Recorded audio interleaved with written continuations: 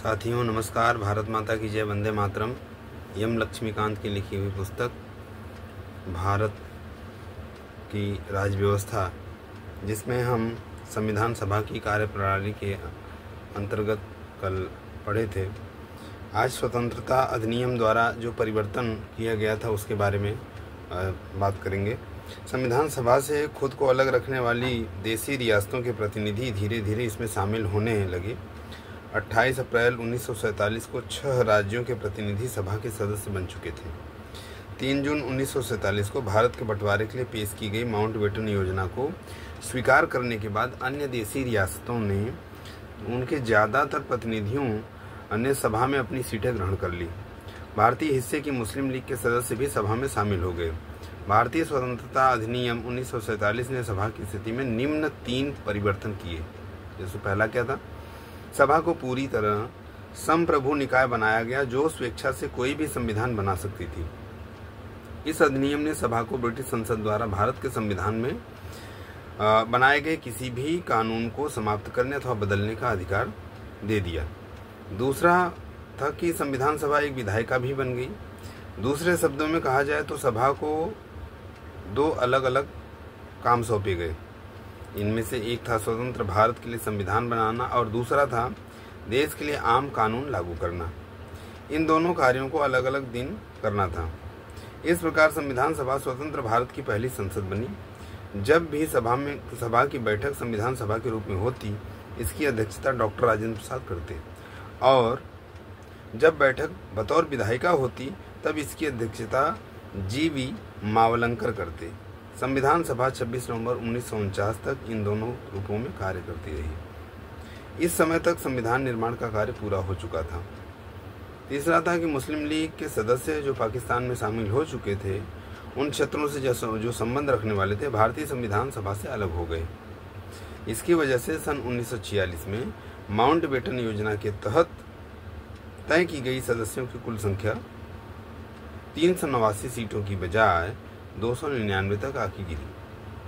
भारतीय प्रांतों औपचारिक रूप से ब्रिटिश प्रांत की जो संख्या 296 से 229 और देसी रियासतों की संख्या 93 से 70 कर दी गई।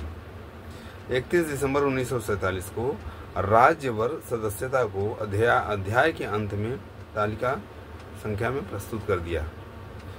इसमें अन्य जो कार्य था उसमें था कि संविधान के निर्माण और आम कानूनों को लागू करने के अलावा संविधान सभा ने निम्न कार्य भी किए थे। वो क्या कार्य हो सकते हैं जो उन्होंने किए थे? इसने मई 1949 में राष्ट्रमंडल में भारत की सदस्यता का सत्यापन किया था। इसने 22 जुलाई 1947 को राष्ट्रीय ध्वज को अपनाया था। इसने 24 जनवरी 1950 को राष्ट्रीय गान को अपनाया। 24 जनवरी 1950 को राष्ट्रीय गीत को अपनाया। 24 जनवरी 1950 को डॉक्टर राजेंद्र प्रसाद को भारत के पहले राष्ट्रपति के रूप में चुन लिया गया। 2 साल 11 महीना और 18 दिनों में संविधान सभा की कुल 11 बैठकें हुईं। संविधान निर्माताओं ने लगभग 60 देशों के संविधानों का अवलोकन किया और इसके प्रारूप पर 114 दिनों तक विचार हुआ। संविधान के निर्माण पर कुल 64 लाख रुपए का खर्च आया। 24 जनवरी 1950 को संविधान सभा की अंतिम बैठक हुई। इसके बाद सभा ने 26 जनवरी 1950 से 1951-52 में हुए आम चुनाव के बाद बनने वाली नई संसद के निर्माण तक भारत की अंतरिम संसद के रूप में काम किया। अब संविधान सभा की जो समितियां हैं उसके बारे में प्रकाश डालते हैं। संविधान सभा ने संविधान के निर्माण से संबंधित विभिन्न कार्यों को करने के लिए कई समितियों का गठन किया। इसमें से 8 बड़ी समितियां थी तथा अन्य छोटी। इन समितियों तथा इनके अध्यक्षों के नाम इस प्रकार से हैं। जैसे कि बड़ी जो समितियां थी उसमें संघ शक्ति समिति, जिसके प्रमुख थे जवाहरलाल नेहरू। संघीय संविधान समिति, जिसके प्रमुख जवाहरलाल नेहरू। प्रांतीय संविधान समिति, सरदार पटेल। प्रारूप समिति, डॉक्टर BR अम्बेडकर। मौलिक अधिकारों, अल्पसंख्यकों और जनजातियों तथा बहिष्कृत क्षेत्रों के लिए सलाहकार समिति, परामर्शदाता समिति, सरदार पटेल। इस समिति के अंतर्गत निम्नलिखित 5 उप समितियां थीं। पहला, जैसे कि मौलिक अधिकार उप समिति जो कि JB कृपलानी। अल्पसंख्यक उप समिति HC मुखर्जी। उत्तर पूर्व सीमांत जनजातीय क्षेत्र असम को छोड़कर तथा आंशिक रूप से छोड़े गए क्षेत्र के लिए उप समिति गोपीनाथ बरदोई। छोड़े गए और आंशिक रूप से छोड़े गए क्षेत्रों असम में सिंचित क्षेत्रों के अलावा के लिए उप समिति ए.बी. ठक्कर। उत्तर पश्चिम फ्रंटियर जनजाति क्षेत्र उप समिति प्रक्रिया नियम समिति डॉक्टर राजेंद्र प्रसाद। राज्यों के लिए समिति राज्यों से समझौता करने वाली जो थे उसे जवाहरलाल नेहरू। संचालित समिति जो थे उसके प्रमुख थे डॉक्टर राजेंद्र प्रसाद। अब छोटी जो समितियां थीं वो छोटी समितियों में क्या था कि वित्त और कर्मचारी जो समिति उसके भी डॉक्टर राजेंद्र प्रसाद। प्रत्यायक जो क्रेडेंशियल समिति उसके अलादी कृष्ण स्वामी।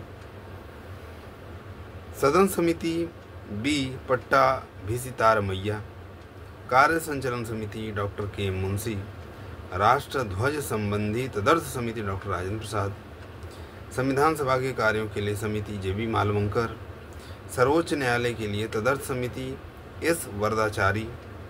मुख्य आयुक्तों के प्रांतों के लिए समिति पी जो कि बी पट्टाभिसितारमैया। संघीय संविधान के वृत्तीय प्रावधानों संबंधी समिति नलिनी रंजन सरकार। भाषाई प्रांत आयोग एस.के. डार। प्रारूप संविधान की जांच के लिए विशेष समिति जवाहरलाल नेहरू। प्रेस दीर्घा समिति उषानाथ सेन और नागरिकता पर तदर्थ समिति एस. वरदाचारी। इन लोगों को समितियों का जो था दायित्व दिया गया था। अब प्रारूप समिति थे जो उसमें संविधान सभा की सभी समितियों में सबसे ज़्यादा महत्वपूर्ण थी प्रारूप समिति। इसका गठन 29 अगस्त 1947 को हुआ था। यह वह समिति थी जिसे नए संविधान का प्रारूप तैयार करना था, ड्राफ्टिंग। इसमें 7 सदस्य थे जिनके नाम इस प्रकार हैं। Doctor B R. अम्बेडकर जो कि अध्यक्ष थे, एन. गोपाल स्वामी आयंगर, अल्लादी कृष्ण स्वामी अय्यर, डॉक्टर के. मुंशी, सैयद मोहम्मद सदुल्ला, एन. माधवराव। इन्होंने बी.एल. मित्र की जगह ली, जिन्होंने स्वास्थ्य कारणों से त्यागपत्र दे दिया था।